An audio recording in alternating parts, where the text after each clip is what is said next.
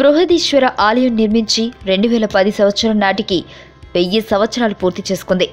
ప్రపంచ వారసత్వ సంపదగా గుర్తింపు పొందింది.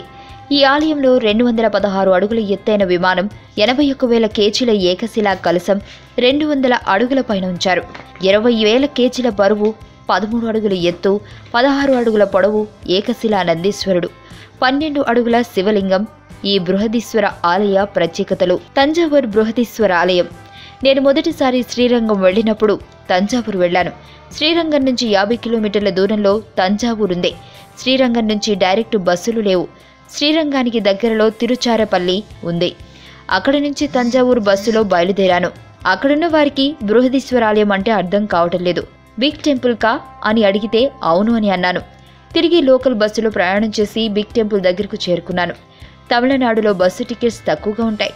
నిజానికి టెంపుల్ చూడ్డానికి లోపలి వరకు వెళ్లాలా?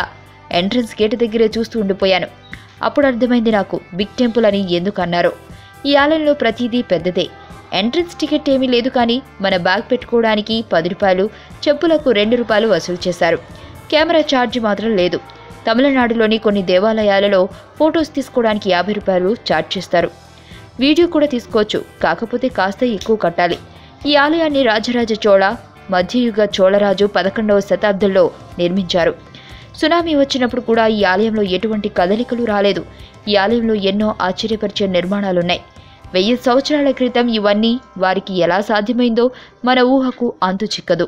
ఈ ఆలయ నిర్మాణానికి ఇటుకలు, సున్నపురాయి, బంకమట్టి వాడలేదు. ఒక రాయిపై ఒకటి పేర్చుకుంటూ వెళ్లారు. 216 అడుగులు ఉన్న ప్రధాన దేవాలయం నిర్మించడానికి 1,30,000 టన్స్ గ్రానైట్ ఉపయోగించారు. 80 టన్స్ బరువైన రాయిని 210 అడుగులు ఎలా తీసుకుని వెళ్లారో వారికి 6 సంవత్సరాల సమయం పట్టిందట. మీకు తెలియని మరిన్ని రహస్యాలను తెలుసుకోవాలనుకుంటున్నారా? అయితే సబ్స్క్రైబ్ చేయండి రహస్యవాణి.